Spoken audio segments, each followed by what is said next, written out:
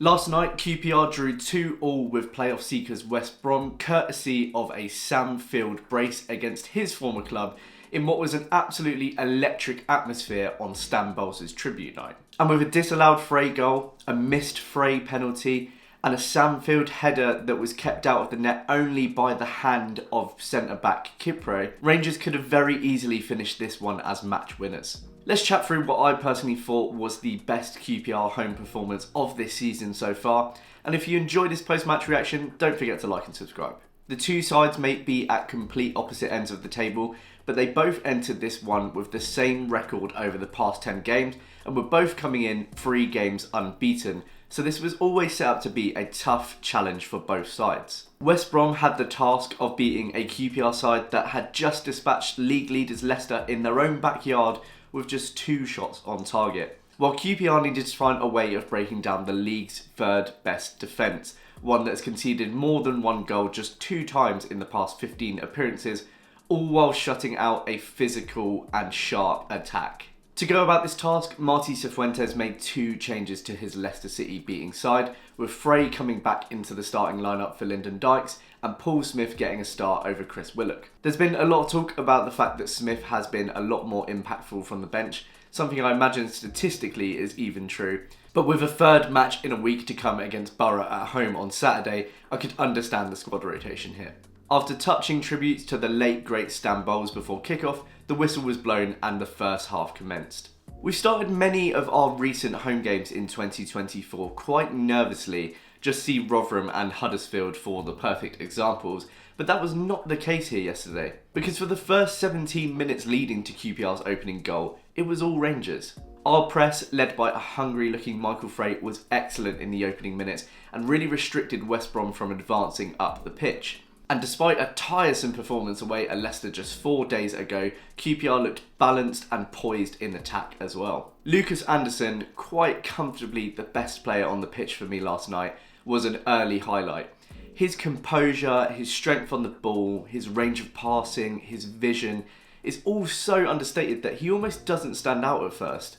But he was quite clearly the composer here in a rising symphony of QPR attacks. I must also note that not only was Powell overloading the midfield, as we've grown to see under Marty, but Sam Field in his new advanced role ahead of Isaac Hayden was winning the ball back higher up the pitch, adding that grit and determination in the final third, and we really profited from his pressing in those opening minutes. Chair kicked off the meaningful efforts 8 minutes in, with his near post shot being palmed out by Palmer, and Paul Smith had his right-footed shot blocked 5 minutes later.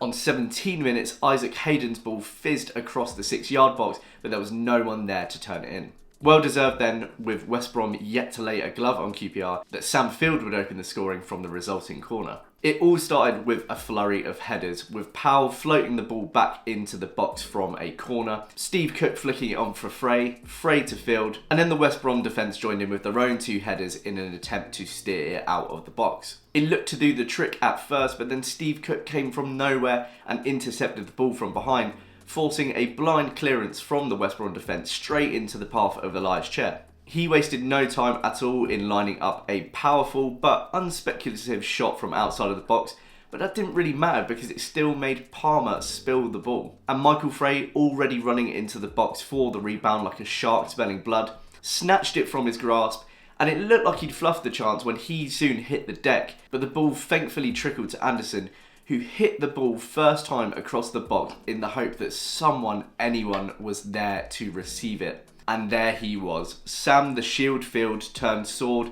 guiding the ball in with an outstretched leg and having a jolly old time celebrating stuck in the net with his first goal for QPR since Burnley away last April. A goal born out of sheer determination really, from Chair, from Cook, from Frey, from Anderson and from Field. And when you watch him playing like this, it's not rocket science, is it? Close your man down, hassle him out of the ball and overload the box when you get the chance. I've talked a lot this season about the need for our midfielders to be contributing goals, and for as many excellent result-saving blocks that Sam Field has made in the last few weeks, he has been guilty of missing a few good chances over the course of the season. So no coincidence then that in his new, more advanced role under Marty, ahead of Hayden, he pops up with a goal. Now the resumption of play was delayed while goalkeeper Palmer received medical treatment, presumably for a hurt ego after spilling the ball more than actually a physical ailment, but he did get a bandage on the head for his troubles. But those few minutes of pause did actually do West Brom a favour, because I guess dizzy through the disbelief that we were actually leading a football match at home, QPR's brain switched off in these moments. And that meant after a dominant opening quarter of the game, it would take West Brom just 2 attacks in 2 minutes to lead the game. The first came after informed Celtic loanee Mikey Johnston poked a big hole in the Jimmy Dunn at right back logic, who himself by this point had already added Ronaldo chop to his ever expanding repertoire of wing back tricks up the other end of the pitch. Johnston took Dunn on, cut inside, Anderson and Smith couldn't quite grab his coattails, and suddenly he snapped one in from 25 yards out and it's hit the post and gone in. 1-1 just like that from one West Brom attack. The defending's really poor, the shot's unsavable, but okay, dust ourselves down, don't panic. Or do, because 1 minute later it's now over on the other wing and it's Powell and Chair's turns to have the piss taken out of them. A simple step over from Fellows is enough to give him the space to drive a low ball into the box. But it's fine because any one of Field, Anderson, Hayden or Cook could block it, right? Wrong. Instead, it somehow nestles at the feet of Dean Garner, who has time to take a touch and then wrap the ball into the side netting. This one I am frustrated about because there are 7 QPR players in the box plus the keeper, and no one has managed to get themselves in front of him. And look, they're 2 great finishes by West Brom, and they showed in a flash that you give them time and respect on the ball, and this is what they can do. They have not been 5th place since the end of November for no reason at all. After that Johnston goal and the way that he folded Dunn and Smith couldn't really get near him either, I started to think we were going to be in for a really long night. But that just didn't end up being the case at all. It was baffling, not least because they were their only 2 shots on target in the first half, but they wouldn't register another shot on target for the remaining 70 minutes of the match. Just 2 minutes of QPR brain freeze had been enough to give them the lead. And the strange thing is that although West Brom managed to get onto the ball a bit more for the remainder of this half, after a nervy 5 minutes, QPR returned to the ascendancy again. QPR had another 7 efforts for the remainder of the first half, and were unlucky not to equalise with a tight Michael Frey header in the 3rd minute of added time.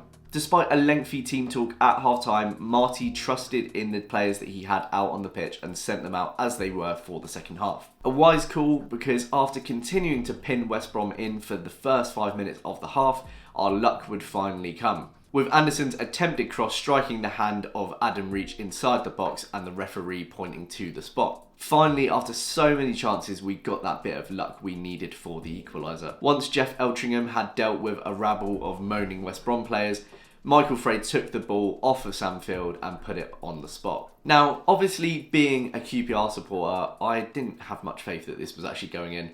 But Frey is such a mad bastard and so physical in every part of his game that I thought at the very least he's going to absolutely smash this one way or other.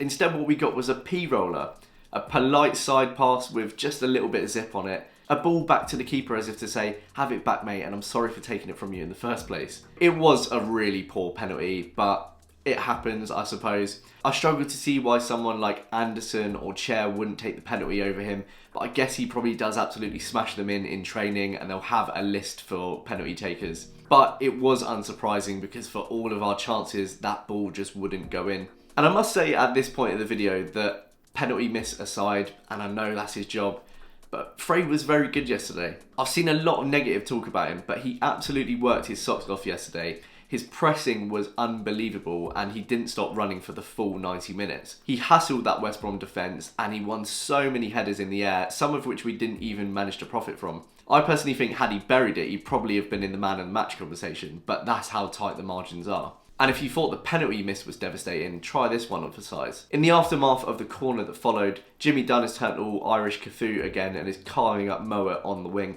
and puts in an inch-perfect cross to Sam Field, whose header is sailing into the back of the net despite the outreached palm of Palmer, until it's not because Kipré has somehow kept it out. And by somehow, I mean he's literally hand of Godded it off of the line. I'll be completely honest, I did not see this one in person despite sitting in the upper loft. It happened so quickly, and even watching it back, I don't think the players see it because they don't complain either. But the difference is, I'm not a referee or linesman, and I'm not on the pitch. I don't like to focus on these kind of mistakes because we made it hard enough for ourselves in that first half. But this kind of rubbish happens every single week in the Championship. and it's probably going to end up really hurting a team eventually in the long run. And that could well be us at the end of the season. The brilliant thing about this QPR team on this form though is that they don't give up. We just kept on toiling away, chance after chance, corner after corner, 19 of them in total. And we didn't stop until the very end. Frey even had it in the net at one point, but that was disallowed, presumably for a foul on Kipré by Jimmy Dunn, which really looked oversold to me. Some have said offside, but the linesman's flag wasn't up. Joe Hodge replaced Hayden on the hour, his first time slotting into his more natural, deeper position in midfield. I had feared he might be a bit light in place of the statuesque Hayden, but he had no issues at all there. There was a lull in energy around the 60-70 minute mark, and so it made complete sense that Marty opted to bring Willock on in 72 minutes. I was sad to see that it was at Anderson's expense, who I thought was electric all night, but I guess again he wants to save him for Borough on Saturday.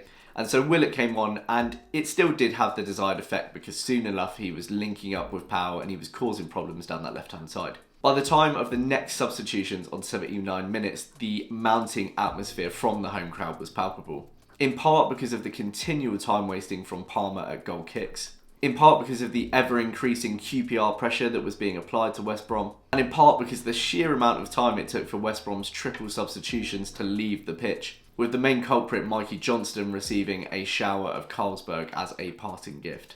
Marty used this opportunity for his own final changes, with Fox on for Jake Clark-Salter and Dykes for Powell, and his subs yet again had a great impact. Dykes' immediate hassling in the box won us a corner, and 2 minutes later we finally found that equaliser. Willock floated in an excellent ball to the back post, which was nodded on by Steve Cook, and Jimmy Dunn's header hit the crossbar. But who was there to follow it up amongst a sea of West Brom bodies?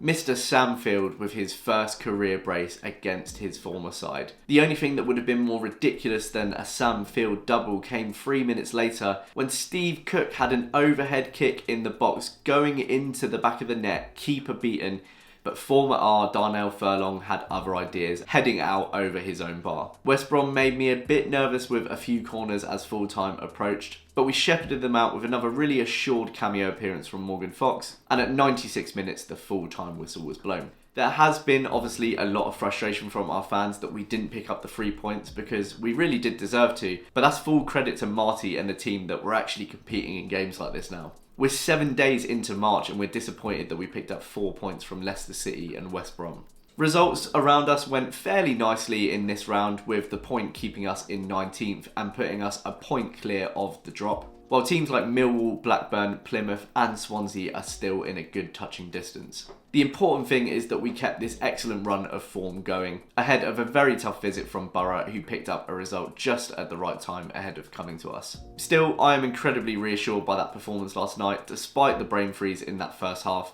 Keep putting in performances like that and I don't think we have much to worry about. Thank you so much for watching this post-match reaction. Do let me know your own thoughts in the comments below. And if you've enjoyed this, don't forget to like and subscribe. It really helps the channel out. I'll catch you tomorrow for my Borough match preview. Cheers!